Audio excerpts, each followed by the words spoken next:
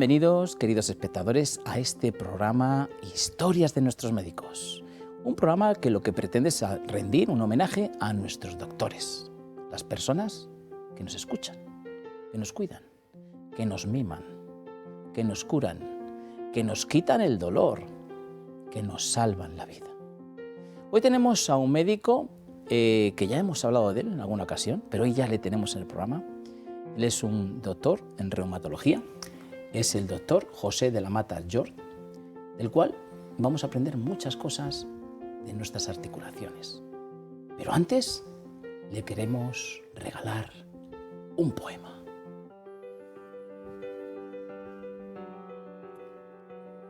A un maestro de la reumatología.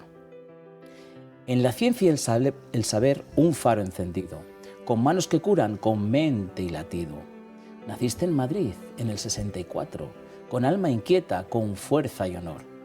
José María y Rosa, cuna de valores, forjaron tu esencia, tus grandes amores.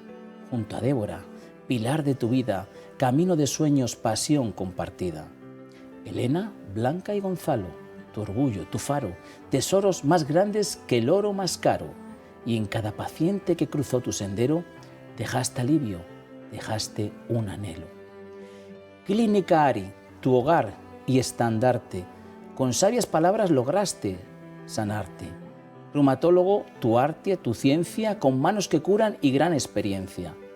Mas no solo médicos son tus caminos, el campo te llama con tus 1000 sonidos. El mundo rural, tu eterno suspiro, donde hallas la paz, el aire y el trigo. Educador de perros, guía y maestro, con nobleza y calma forjas su gesto. Tal como enseñas, con firme ternura, en cada ser dejas huella y cordura. Hoy canto a tu vida, a tu gran legado, a un hombre que ha dado, que nunca ha dudado. Ejemplo de entrega, de amor y pasión, eminencia en la ciencia, pero más corazón. Bienvenido, doctor José de la Mata. Muchas gracias, Adolfo. Impresionado todavía. Me alegro que te haya gustado. José, fíjate, yo tenía muchas ganas de traerte porque ya llevamos unos cuantos programas y los espectadores me han oído hablar de tu clínica Ari, ¿no? Donde haces cosas muy interesantes que hoy nos vas a contar porque nos van a ayudar mucho, ¿no? Sobre todo, bueno, digamos que aquellas personas que tienen esta artrosis, ¿no? Pero antes de entrar en esta materia que va a ser súper interesante, nos encanta pasar un poco por tu niñez, ¿no? Naciste en Madrid en el año 64, tus papás, José María y Rosa María. Para que se hagan un poco la gente un poco la idea de la familia, eres el mayor de 4 hermanos, ¿no? ¿Eran hermanas o hermanos? Hermanas. Hermanas. O sea, el mayor y luego las hermanas. Y bueno, de una familia, tu padre arquitecto, no tenía nada que ver con la medicina. Tu mamá, como se solía decir antes, sus labores, ¿no? Que era como decíamos antes, ama de casa, que labores eran bastantes, ¿no? ¿Qué recuerdos tienes? Mira, aquí tenemos a las hermanas tuyas. Aquí estás, ¿eh? Estoy en Toledo, en una casa rural, Ajá. celebrando mi 58 cumpleaños, un 8 de marzo, pues con mis 3 ángeles de Charlie, como yo las llamo, y felices. Felices. Una familia donde vivéis por la zona de Chamartín, ¿no? Correcto, sí. Chamartín y el papá arquitecto. Cuéntanos esos primeros recuerdos que tienes de tu infancia. Bueno, pues yo crecí en el seno de una familia, considero, bastante unida. Mi padre era un profesional liberal, arquitecto con su estudio de arquitectura y mayor de 3 hermanas. La pequeña se descolgó, me llevo con ella 11 años, de hecho yo soy su padrino. Y bueno, crecimos yendo al mismo colegio todos, íbamos a un colegio muy pequeñín en El Viso, un barrio de Madrid, con pocos alumnos, pero del que yo guardo un recuerdo extraordinario. Se esforzaba mucho porque fuéramos personas antes que buenos estudiantes, trabajaron mucho nuestros valores, nuestra capacidad de crítica, y le estoy muy agradecido. Fuimos creciendo y muy prontito pues nos quedamos huérfanos de madre. Mi madre a los 51 años pues tuvo la desgracia de padecer un cáncer de mama y se nos fue muy jovencita. Ahí ya nuestra vida cambió un poco porque mi padre pues quedó solo y bueno, pues estuvimos todos pues de una manera recíproca, los hijos volcados sobre el padre y el padre sobre los hijos. Bueno, luego yo acabé mi residencia en el 12 de octubre y saqué una beca para estudiar en Estados Unidos. José, ¿tu madre llegó a ver que entrabas en medicina? No. Mi madre, en medicina sí, lo que no llegó a ver que saqué el MIR, porque precisamente fue una noche que yo estaba estudiando el MIR cuando yo me acostaba muy tarde estudiando, entró y me dijo, mira hijo, me ha salido aquí un bultito, no sé yo tampoco tenía mucha experiencia, se lo toqué, a mí no me gustó. Y bueno, pues para hacer la historia corta, a la semana ya estaba operada, mastectomizada y había empezado un programa de quimioterapia. Porque ella creo que hay una frase, cuando ella se enteró que querías hacer medicina, ¿no? Que te dijo, ¿cómo es? ¿Qué profesión tan bonita, pero qué sacerdocio tan duro? Tan duro, ¿no? sí. Eso fue mi abuela, no fue mi madre, sí, fue mi madrina, que yo también la consideraba una sabia y no se equivocó. O sea, es una profesión, para mí la más bonita del mundo, pero también es un sacerdocio, no puedes quitarte la bata ni un minuto del día. Entras además tú eres de los convencidos que querías ir a la Universidad Autónoma. Sí, correcto, así es, sí. ¿Te parecía En nuestro tiempo no había tanta oferta universitaria, realmente la única universidad privada que existía era la de Navarra, y todo lo demás era universidades públicas, y dentro de las públicas pues la autónoma era la que en mi opinión estaba más prestigiada y a la que yo quise aplicar, de tal suerte que o entraba en la autónoma o no hacía medicina. Era una cosa como muy tajante que hoy todavía no entiendo cómo pensaba así entonces, ¿no? Pero tuve la suerte de entrar y la verdad es que la autónoma forma grandísimos médicos, grandísimos profesionales. Creo haberte escuchado en alguna ocasión que una de las cosas por las cuales fuiste médico, que tampoco tenías una cosa muy potente, ¿no? No, ni un padre, ni nadie en la familia, porque te disfrazabas de médico. Sí, ¿Sí? Nadie sabía por qué, pero en todas las fiestas de disfraces pues yo aparecía con una bata blanca y unas barbas. Me acuerdo, todavía anda por casa una foto desde muy chiquitín, y siempre médico, y siempre médico, y siempre médico, y bueno, pues no te sabría explicar el por qué nace en esos momentos una vocación, pero en mi caso nació. Y también tuviste un problemilla, ¿no? Con 14 años, ¿no? Correcto. Y a lo mejor sí que Sí. ¿verdad? Eso sí que te hizo pensar esa persona, o sea, ese problema que tuviste que te solucionaron, ¿no?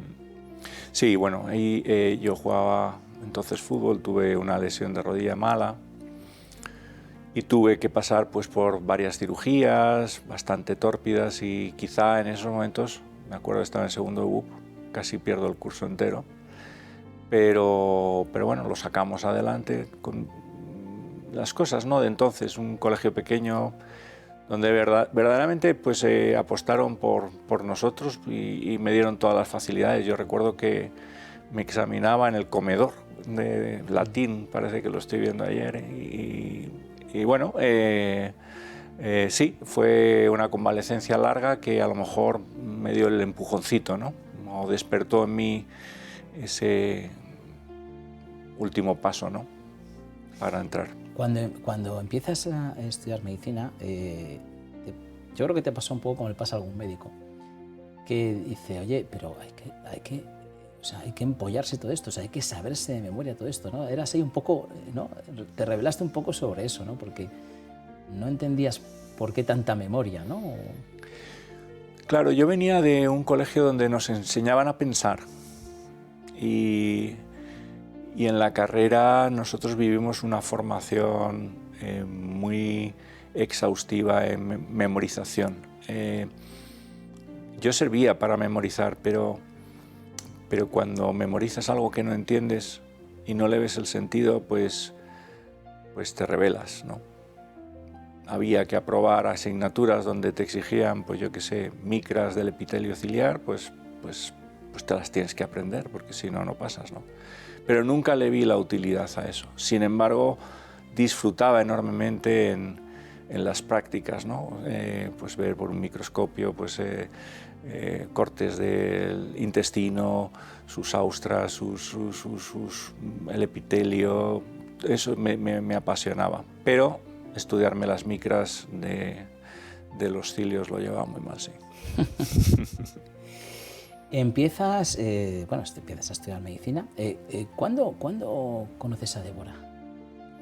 Débora es tu mujer. Débora es mi mujer. Entonces yo hice medicina con otra novia y acabé medicina y bueno, pues coincidió que mi madre murió. Yo pasé una racha complicada porque fue de esas pruebas que te pone la vida, ¿no? En donde tienes que madurar muy rápidamente. Mi madre de alguna manera me eligió como valedor de todos sus deseos y bueno, pues todas las visitas con el oncólogo, acompañar las urgencias, las neutropenias, las visitas de la me acuerdo, de la unidad de enfermería, todo iba con ella, el Portacat, bueno, los ciclos. Entonces ella se unió todavía más a mí y yo a ella y digamos que fue una época en donde mi corazón solo vivía por y para ella, ¿no? Cuando ella murió, pues quedó un vacío difícil y bueno, y Débora, que ya la conocía desde hace tiempo, estuvo ahí y poco a poco se coló en mi vida y acabamos juntos. Se coló hasta el fondo, ¿no? Sí. Aquí tenemos a Débora. Sí. Porque es que además Débora te acompaña, o sea, trabaja contigo, o sea, habéis hecho ahí un tándem, ¿no? Pues es mi compañera para todo, ¿no? No sabría definir la importancia que tiene para mí, pero yo diría, es una frase que ya he dicho alguna vez, que es mi mejor mitad. O sea, somos un solo uno, compartimos tanto y bueno, pues ahí está, en todas las fotos, es que no cabe otra. Bueno, y de Débora, Elena, Blanca y Gonzalo, que eso es, bueno, pues lo que yo creo que lo mejor que te da la vida, ¿no? Yo creo que los hijos es nuestro legado, ¿no? Entonces, ojalá vinieran con un ahí los tienes, con nuestros perros, y ojalá vinieran con un manual, ¿verdad? Que nos dijeran cómo educarlos y que te sirviera las pautas de uno para con el otro. Son tres personajes completamente distintos, los tres adorables, pero años luz unos de otros, ¿no? Felices porque creo que hemos hecho un buen trabajo con ellos. Ahora ya les ves en la vida todos ya centrados con sus trabajos, sus carreras, con su proyección profesional. Grandes personas, muy valorados por sus amigos, en fin. Después de lo que se sufre, compensa. Oye, lo de los perritos, porque tú tienes afición, ¿no? A algo de educar perros o... Bueno, tengo afición, pero no lo hago todo lo bien que se debería, ¿no? Sí me gusta. Y bueno, siempre hemos tenido perros. A mi mujer le apasionan. Y fíjate, hay anécdotas de perros en casa, tenemos muchas, pero yo recuerdo que siendo novios teníamos un Draktar. Mi madre no le gustaban los perros, no me dejó tener perros en casa. Entonces, este perro vivió en la terraza del estudio de mi padre. Y cuando yo me fui a Estados Unidos era un problema, porque realmente, ¿quién va a sacar al perro? Y entonces entre Débora y mi pobre padre, pues lo sacaron adelante y fue volver, y desde el minuto uno era como si no me hubiera ido 2 años. Era increíble. Mi padre siempre decía que los perros tienen una memoria RAM más grande que la del ordenador, ¿no? Y entonces, bueno, pues siempre ha habido perros en nuestra casa y ahora mismo pues tenemos labradores, que es una raza que a nosotros nos parece top y disfrutamos de ellos, nos dan mucha vidilla. Estoy seguro que muchos espectadores que nos estáis viendo, que tenéis perros, yo también tengo, te dan mucha... Además es que siempre están contentos, es decir... No te piden nada y te dan todo. Entonces abres la puerta y los chavales sabes que están en casa, pero ni siquiera dicen hola. El que más se arregla son los perros. Los perros te hacen ferias, etcétera, pues cómo no. En fin, pero bueno, que bromas aparte, la verdad es que a nosotros nos gusta y a los niños ha sido importante. Fíjate, mi hija Blanca aprendió a andar a lomos de una perrita que teníamos entonces, o sea que sí, los perros están muy ligados a nuestra historia. ¿Cómo será otra foto de tu familia? Bueno, ahí estáis todos al completo. Sí. ¿Es graduado tu hijo? ¿Sí? Esta sí es la licenciatura de Gonzalo, este verano, que se graduó en la Carlos III, perdón, y bueno, pues hizo un grado de gestión de la información y contenidos digitales y ahí estábamos todos arropándole y feliz. ¿Alguna de tus hijas médico? Pues sí, Elena, Elena es la que está entre Gonzalo y yo, es médico y está haciendo la especialidad de reumatología el 12 de octubre. Ah, sí. Bueno, eso ya es el sumo, ¿no? La verdad es que sí, qué bien. Pues orgullosísimo de los tres y de ella también, como no puede ser de otra manera. Bueno, haces el MIR, vas a la Fundación Jiménez Díaz, eres un conchito. Yo hago las prácticas clínicas de la carrera en la Fundación Jiménez Díaz, pero la especialidad la hago en el 12 de octubre. Pero bueno, pasas por ser conchito, que sí, quien no sepa, sí, conchito sí, así es, sí. Significa la mujer de Carlos Jiménez Díaz, ¿no? Correcto, sí. Concepción, y los que pasáis por allí. Además, yo conozco varios y lo ves a mucho orgullo, ¿no? Sí. Había unos valores determinados, ¿no? Yo creo que los transmitió don Carlos, ¿no? O sea, es algo, se notaba, se palpaba. Algunos médicos me han dicho que sí, que era como algo... Él ya no estaba, pero como que se mantenía ese... Nosotros, yo tenía un grupo de amigos, he visto recientemente a uno de ellos, íbamos siempre juntos. Entonces esta era una etapa de la Fundación Jiménez Díaz previa a luego todos los cambios que vinieron con el grupo Capio y posteriormente pues, que ahora mismo es Quirón, que tiene otro concepto, ¿no? Entonces existía un ambiente que se palpaba, que te pegabas una bata blanca y ya simplemente por transpiración aprendías, ¿no? La docencia estaba inculcada en cualquier mañana, en cualquier tarde, en cualquier café. Recuerdo que había una máquina de café en la entrada de abajo que la llamamos el Café Marín, donde iba Gonzalo Marín, un internista muy conocido, y estábamos todos los alumnos con él. Lo pasábamos muy bien y fue una etapa... se nos pasaba el tiempo y no nos dábamos cuenta. O sea, a lo mejor salías a las 10:30 de la noche y no pasaba nada. Y volvías y te ibas de guardia con algún compañero y éramos alumnos. Eran otros tiempos, se veía de otra manera, sí. ¿Y reumatólogo por qué? Bueno, pues... porque es el gran desconocido de la reumatología. Hoy me gustaría que la habláramos bien, porque veremos... que normalmente no dice voy a reumatólogo. ¿Por qué reumatólogo? ¿Por qué hiciste reumatología? Yo tengo una vocación de internista, ¿no? A mí me gusta mucho estudiar el funcionamiento holístico del cuerpo humano, ¿no? Pero entendí que había que especializarse en algo, ¿no? Para de alguna forma pues, garantizarte un futuro. La reumatología es una especialidad muy bonita de estudiar, porque comprende muchas enfermedades, casi 200, de las cuales la inmensa mayoría son autoinmunes. Y las enfermedades autoinmunes son como un inmenso puzzle.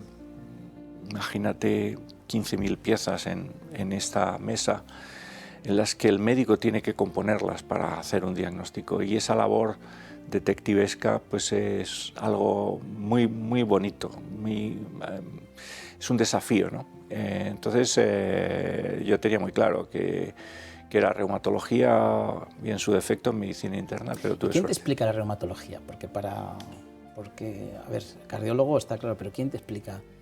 José, la reumatología, ¿hay alguien, un Sí, profesor?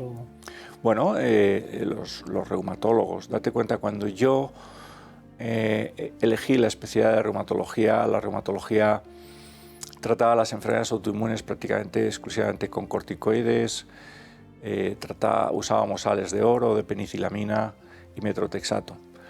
Hoy, desde hace 20 años, todo eso ha cambiado radicalmente. Tenemos un montón de moléculas que inhiben selectivamente ciertos mediadores de la inflamación cada vez más específicos, ¿no? Entonces los reumatólogos son, por definición, unos especialistas que yo diría, por defecto, siempre muy estudiosos, muy estudiosos, que están obligados a saber de cómo funciona el resto del cuerpo, porque estas enfermedades de las que luego hablaremos, que se llaman enfermedades autoinmunes, libran batallas en el pulmón, en el riñón, en la piel, en el corazón, en el cerebro. Entonces, se dan la cara en la articulación, pero sin embargo pueden venir Correcto. De la misma forma que una viriasis te puede dar fiebre, el dolor de cabeza también te da ganglios inflamados, o te da manchas en la piel, o te puede dar diarrea. Entonces, con esas pistas, tú tienes la obligación de componer un diagnóstico. Y eso es lo que a mí me parece apasionante de nuestra enfermedad. Unas veces puedes, otras veces no.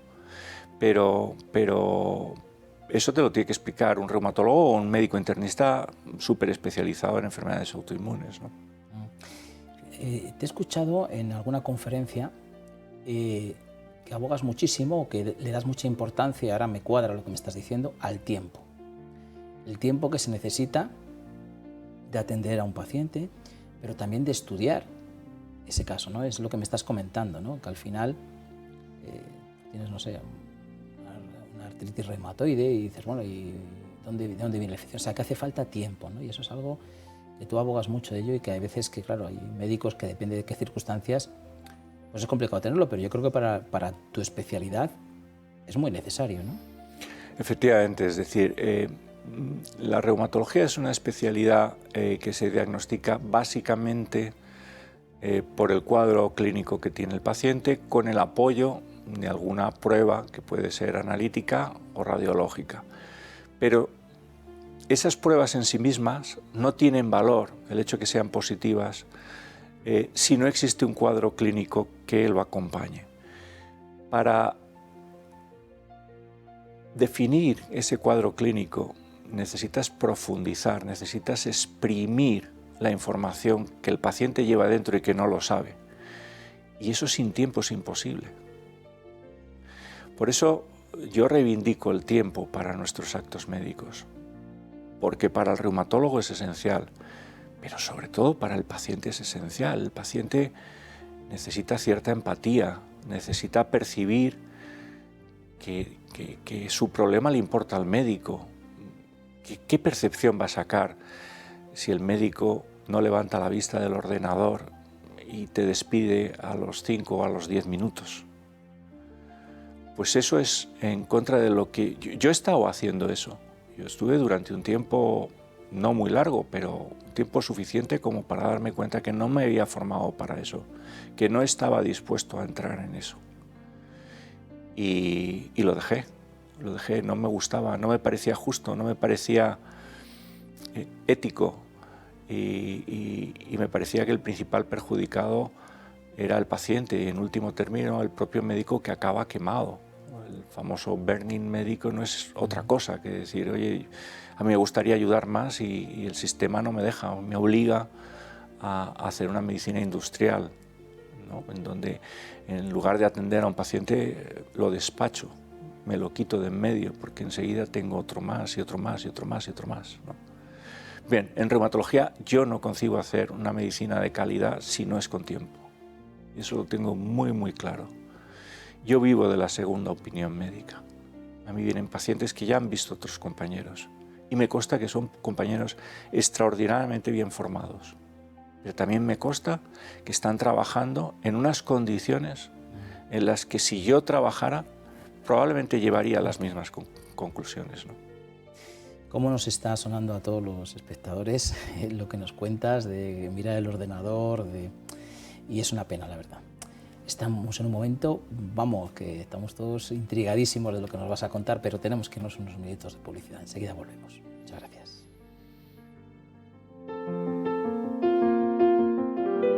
Las enfermedades cardiovasculares causan 18 millones de muertes al año en el mundo. En nuestro país, anualmente se producen más de 50.000 paradas cardíacas, 30.000 fuera de los hospitales, en nuestros propios domicilios. Para estas situaciones en las que hay que actuar tan rápido, elige los desfibriladores de Protege tu Vida. Fáciles de utilizar porque son muy intuitivos y son nuestros mejores aliados. Nos permiten salvar nuestro corazón y no dañar el cerebro en estos primeros minutos vitales. Llama ya al 900-730-061 y consíguelo. Protege tu vida y la de las personas que más quieres.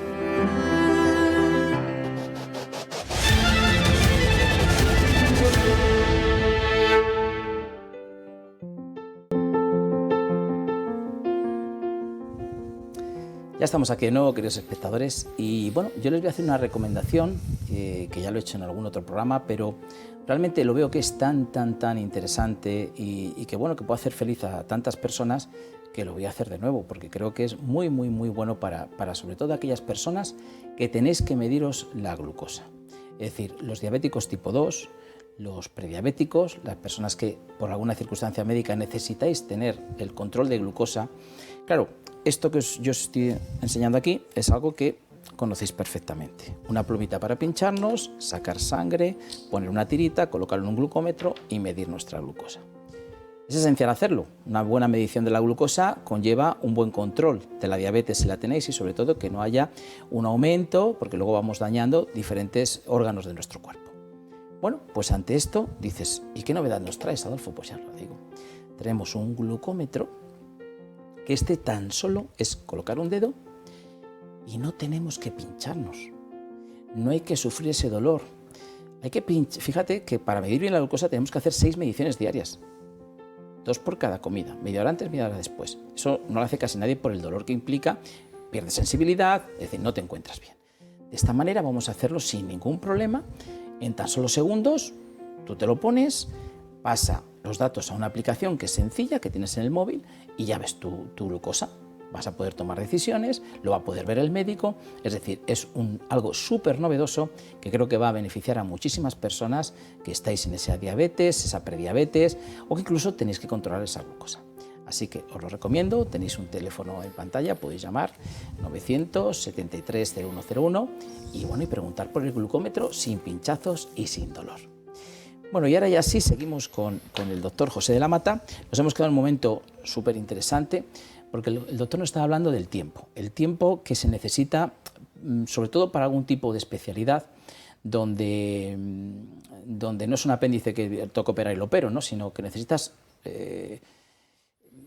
ver exactamente qué es lo que hay. Además, tú dices una cosa, José, que me parece esencial. Me parece precioso. Acompañar al paciente en la enfermedad.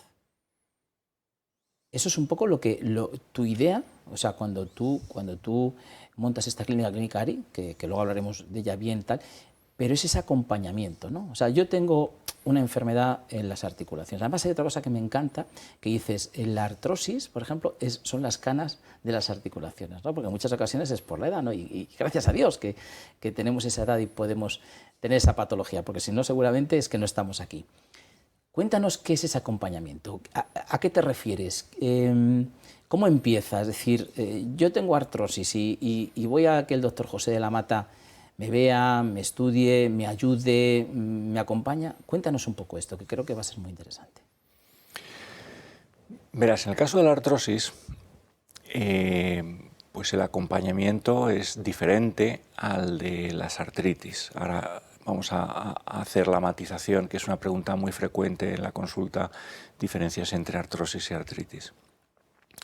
Yo el acompañamiento lo concibo desde el minuto en el que le doy el diagnóstico a un paciente. Imaginemos, la gente piensa que las enfermedades reumáticas son de gente mayor, y de gente mayor, la gente mayor sufre de las articulaciones por una única enfermedad, que es la artrosis, pero es una de las 200 que tratamos los reumatólogos. En esas 200 hay un abanico de enfermedades muy diferente unas a otras: tendinitis, lumbalgias, dolores de hombro, artritis, enfermedades autoinmunes, etcétera, etcétera. Entonces, vamos a poner un caso concreto de esta mañana en la consulta. Una chica con 32 años que después de su primer embarazo pues nota que las articulaciones de las manos se le inflaman, le duelen, las de los pies también, luego salta a los hombros, a los codos, que intenta coger al niño para darle el pecho, que no puede, que lo va a poner en la cuna y que lo pasa muy mal, que tiene miedo que se le caiga, y viene al reumatólogo. En este caso concreto, el cuadro clínico era muy sugestivo de una artritis reumatoide y las pruebas así lo confirman. Para mí el acompañamiento es decirle, mira, tienes una enfermedad articular que hoy por hoy la medicina no la cura, pero que sí la trata bien. Y aquí estoy yo, para cogerte la mano y para llevarte, y para ofrecerte siempre todo aquello que te venga mejor. En este caso concreto, lo primero que tenemos que hacer, tu artritis es una inflamación articular que es como un incendio. Tenemos que intentar evitar, porque lo hemos cogido a tiempo, que ese incendio queme el bosque. Y ahora lo que necesitamos es artillería pesada, hidroaviones llenos de agua, retenes de bomberos. Posteriormente apagaremos el fuego. Presumiblemente dejaremos el bosque sin daño y vigilaremos que no vuelva a producirse. En esa labor, la gestión de la medicación la haré yo, y haré una gestión para que tú vivas permanentemente en remisión. Y remisión es vivir como vivías antes de tener este brote, pero sin ningún tipo de dolor, haciendo tu vida cotidiana y deportiva normal. Yo tengo pacientes que tienen artritis reumatoide y están compitiendo en ligas nacionales de pádel, por ejemplo, ¿no? Pero es verdad que para eso tú y yo tenemos que ser uno, tenemos que ir de la mano. Cuando te vayas a embarazar, pues tenemos que planificarlo, porque habrá que suspenderte la medicación para que no haya ningún riesgo. Seguirte después del parto, porque en esos momentos todos los cambios hormonales, la enfermedad aprovecha para activarse, y anticiparnos. En la vida, y la medicina no es una excepción, cuando tú vas por delante de las cosas anticipándote, tienes el control. El problema es cuando vas por detrás. Por tanto, en el acompañamiento, el reumatólogo lo que hace es ir siempre por delante, explicándole al paciente lo que le puede ocurrir y por qué no le va a ocurrir, y qué es lo que tiene que hacer. Y esto es muy importante en las enfermedades crónicas, que hoy por hoy no tienen cura, pero que tienen muy buen tratamiento, al punto de que casi el 60% de las artritis reumatoides, por ejemplo, somos capaces de inducir remisión, es decir, que como si no existiera la artritis, ¿no? Eso es un dato muy interesante que hace 25 años no podíamos poner encima de la mesa, y que probablemente dentro de unos años será un porcentaje todavía muy superior, ¿no? Muy interesante. Voy a hacer entre una pregunta y una reflexión. Si yo tengo un problema cardiológico en el corazón, voy al cardiólogo, y si el cardiólogo considera que hay que operar, me lleva al cirujano cardiólogo o al cardiovascular. Tengo un problema en el cerebro, me duele mucha cabeza, neurólogo, y luego voy al neurocirujano. ¿Por qué en tu profesión no ocurre esto? Porque por lógica, yo tengo un problema articular, musculoesquelético, y digo, bueno, primero voy a pasar por el reumatólogo, y si el reumatólogo considera que hay que intervenir, voy al reumatólogo. Pero aquí muy poquita gente dice, voy a ir al reumatólogo. Yo no sé si va al reumatólogo ya cuando dice, bueno, ya he pasado por todos los sitios y voy a ver si el doctor José de la Mata me da alguna solución. ¿Por qué ocurre esto? No sé si se puede contestar o lo dejamos como reflexión y que los espectadores reflexionen también. Bueno, yo pienso en primer lugar, porque la palabra reumatólogo es una palabra, a mí me parece fea, y etimológicamente está vacía de contenido. Reuma es una raíz inicialmente griega, luego latina, que significa reumatismo. ¿Y qué es reumatismo? Y yo siempre explico, el reuma no existe, existen las enfermedades reumáticas. Reuma es como decir coche. Entonces yo te digo, Adolfo, piensa en un coche, y la imagen que tú tienes del coche es completamente distinta a la que tengo yo. Vamos a coincidir en que tiene 4 ruedas y un volante, pero seguro que necesitamos ponerle marca y ponerle el modelo. Pues lo mismo pasa con las enfermedades reumáticas. Entonces existe la percepción de que el reuma es algo de viejos, es algo de mayores. A nadie nos gusta ir a un especialista que se supone que atiende a mayores. Eso es un error garrafal. Es verdad que atendemos a una población de edad avanzada como consecuencia de la artrosis, pero las enfermedades artríticas debutan en personas jóvenes. Y si esas personas se equivocan de especialista y empiezan a ir al cirujano de los huesos, que son los traumatólogos, son unos especialistas fabulosos, pero lo que les importa es implementar sus técnicas quirúrgicas, sus tiempos de convalecencia, pero no implementan sus métodos diagnósticos, estamos haciendo perder un tiempo precioso a estos pacientes. Entonces yo diría, un dolor articular que aparece sin ningún antecedente traumático, que no se quita más allá de 2 o 3 semanas, siempre al médico de los huesos, que somos nosotros, y luego al cirujano de los huesos si el médico lo considera oportuno. Una inflamación articular que perdura más allá de 3 semanas tiene que ser valorada por un reumatólogo, el médico de las articulaciones y de los huesos. Lo que has dicho tiene toda la lógica. Yo no sé si es que, voy a decirlo así, os vendéis mal o directamente nos vendéis, pero tiene toda la lógica. Es decir, y además te digo, no sé si es así o no. Me estás hablando cuando hay dolor, ¿no? Hay dolor y dices, bueno, pero deberíamos de prevenir ese dolor. Es decir, toda mujer, por ejemplo, en su proceso de vida está en contacto con un ginecólogo. Y cuando llega a su proceso menopáusico, con más motivo, ¿no? ¿Debería de también ser algo que el reumatólogo debía de mirar en un momento determinado a las personas antes de llegar a ese problema del dolor? ¿Podríais hacer algo para retrasar esto? ¿Hay métodos para hacerlo? Yo, en mi experiencia profesional, durante un tiempo de mi vida, lideré una unidad multidisciplinar con ginecólogos de prevención de la osteoporosis. La mujer en edad menopáusica, perimenopáusica, experimenta muchísimos cambios. Es un totum revolutum hormonal en donde cambia en 2 meses, por decirlo en 2 palabras, de sentirse joven a sentirse vieja. Le duele todo, le cuesta, tiene sofocos, tiene un síndrome climatérico más o menos acusado. Y es un momento en donde, aprovechando esa revolución hormonal, debutan con mucha frecuencia enfermedades autoinmunes. Por ejemplo, las artritis reumatoides. También se activa la artrosis. La artrosis está latente en función de tu carga genética y aparece normalmente en edad perimenopáusica y a partir de ahí no para. Entonces es un momento muy bueno para darse una vuelta por el reumatólogo y contrastar con él pues, las molestias, que muchas son banales y que además te van a dejar muy tranquila, ¿no? Decir, oye, pues mira, pues he estado, ha visto mi densitometría, estoy bien de calcio, me ha dicho que hasta dentro de 2 años, salvo que tenga este síntoma, este otro no vuelva, pues estupendo, pues fenomenal. ¿Por qué no hacerlo? Hoy en día tenemos que estar muy centrados en trabajar en la salud, no trabajar en la enfermedad. Tenemos que defender nuestro estado de salud y para defender nuestro estado de salud tenemos que pasar por controles médicos.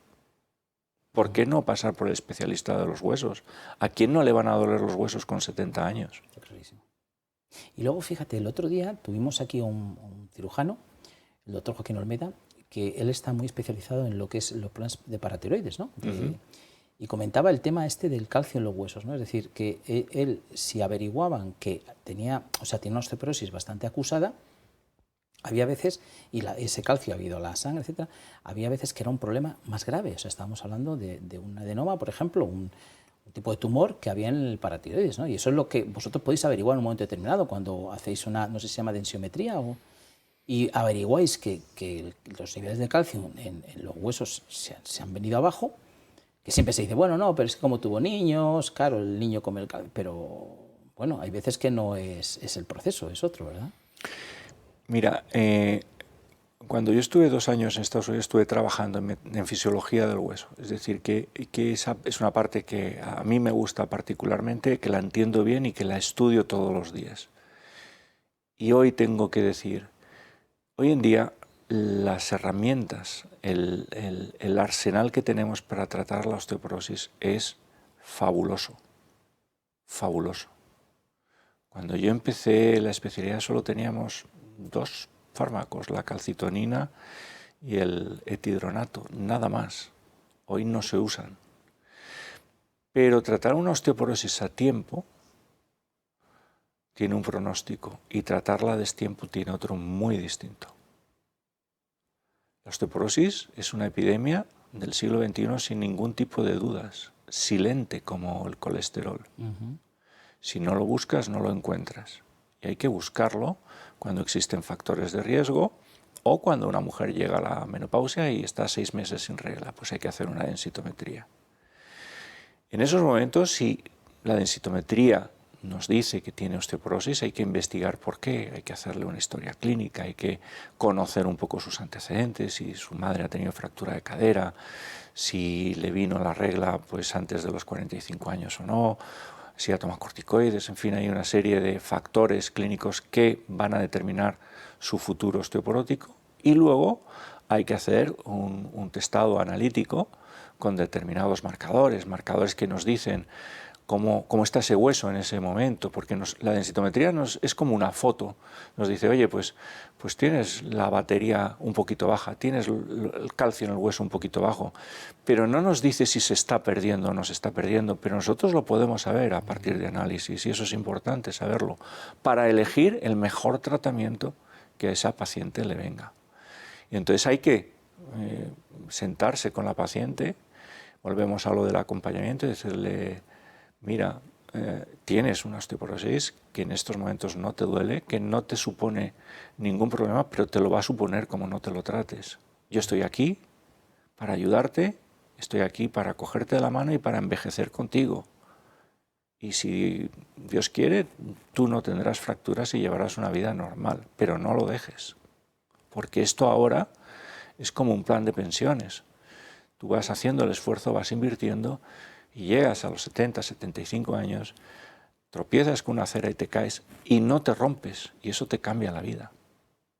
¿Y casos que hay, doctor, que dice se ha caído y se ha roto la cadera? Y es al contrario, ¿no? Hay muchas veces que es al contrario. Pero más allá de eso, imagínate, Adolfo, el impacto. Todos tenemos en nuestro entorno a tía Zutanita o a la abuela no sé qué bien estaba hasta que se rompió una vértebra o se rompió la cadera y pega el bajonazo y ya no remonta. Es que eso se puede prevenir.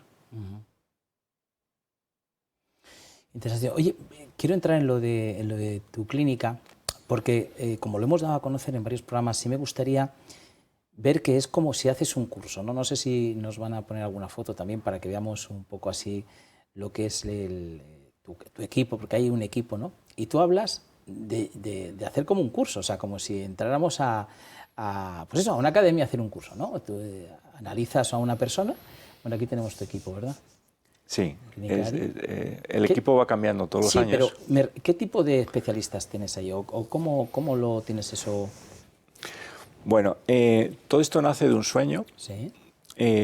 Sabes que en Estados Unidos hay una visión muy holística del abordaje del paciente, se trabaja mucho en equipo, distintas unidades.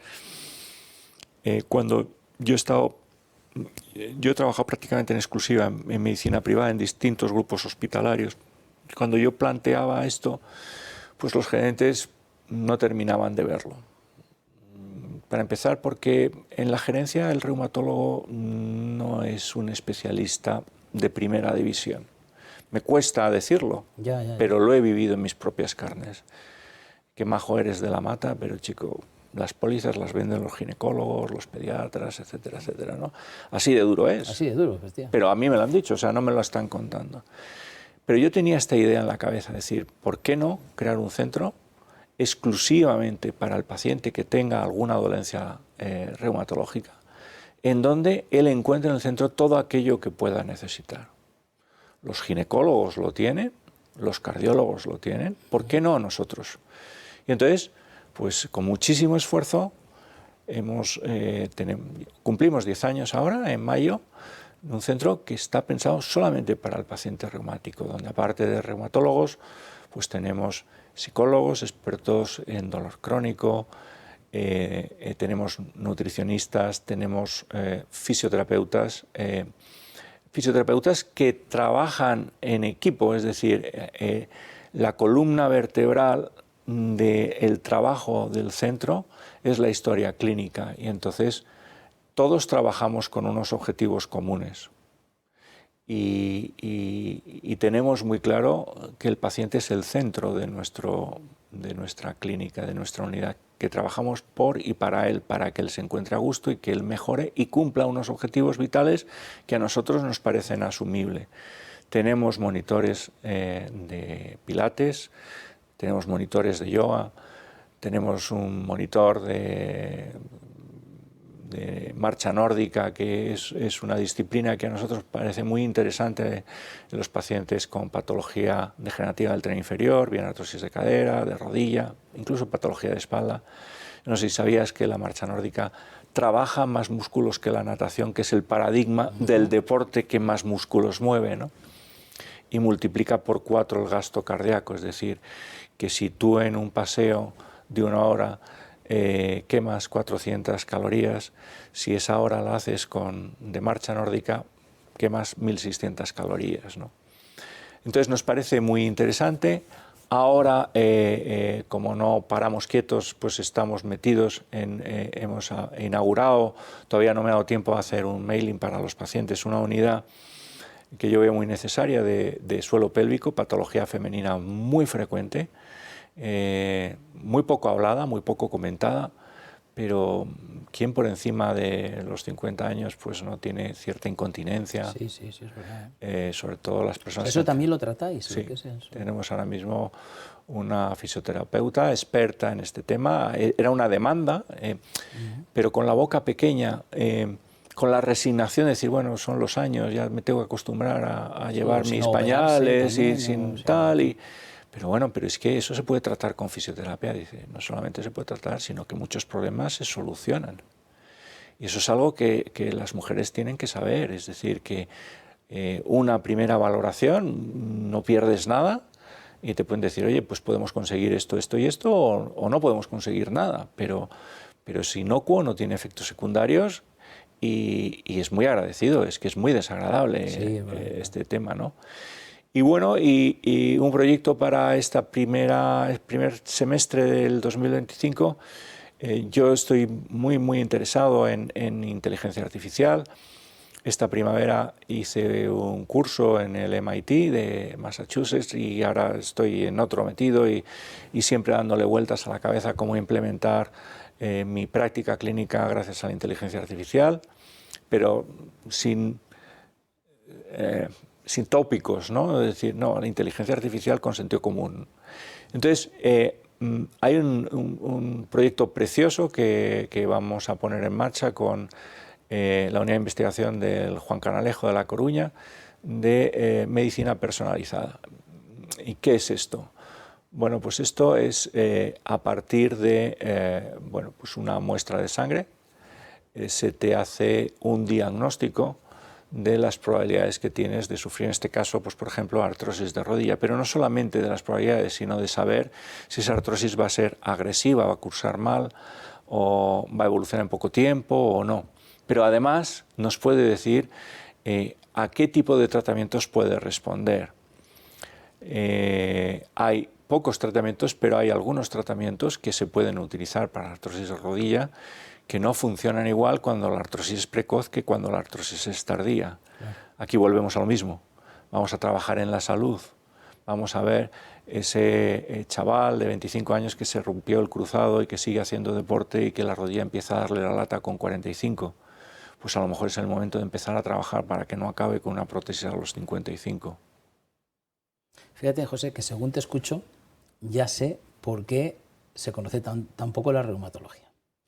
Os dedicáis muchísimo a estudiar, a investigar, y se os olvida darlo a conocer a veces. Yo creo que es una de las partes que hace falta, ¿no? Aquí ya sabes que desde el principio de este programa estamos contigo. Además, en este caso yo estoy muy contento de que seas tú, porque eres un reumatólogo con una eminencia, un reumatólogo con premios. No sé si vamos a poder ver el premio. Bueno, este es un premio, si nos lo cuentas tú, si quieres.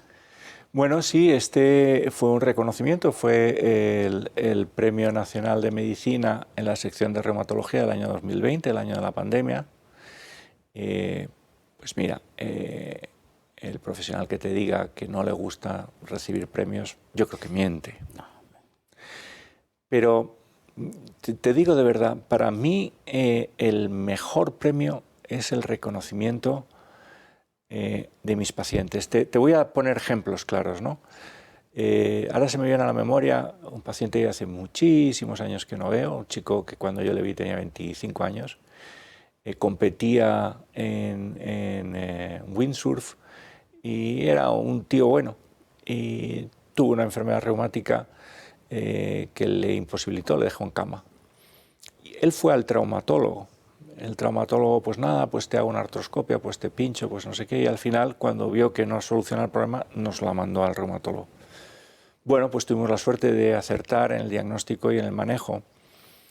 Y hasta hace poco que nos felicitábamos las Pascuas, él me decía, mira, José, tú tienes miles de pacientes, pero yo solo tengo un reumatólogo que me ha salvado, y ese eres tú. Y no hay un solo día del año que no me acuerde de ti. Y estoy seguro, Adolfo, que esta experiencia que vivo yo la había muchos compañeros reumatólogos. O sea, pasa que es lo que tú dices, o sea, es ese que se conozca, ¿no? Ese que tal. José, estamos terminando, aunque tú vas a seguir en los programas, porque vamos a darle mucha caña como a un programa que hay aquí en la cadena, a que el reumatólogo se conozca y que pasemos por el reumatólogo más a menudo antes de empezar a un proceso quirúrgico, ¿no? ¿Qué tal te has sentido, José? ¿Has estado bien? muy cómodo, fabuloso, eres un experto, un maestro y contigo todo es fácil. No, los expertos sois vosotros, que sois los que nos contáis tantísimas cosas. Yo siempre digo que el que haya aquí un médico que nos hable, a mí, a todos los espectadores, pues es algo que es impagable, porque valores, vocación, muchas cosas. Bueno, pues ha sido un placer y bueno, queridos espectadores, espero, yo sé que les ha gustado mucho este programa y que, bueno, que no nos olvidemos de los reumatólogos, que nos pueden ayudar muchísimo. Así que les despido hasta el próximo programa y nada, les queremos mucho desde aquí. Un fuerte abrazo.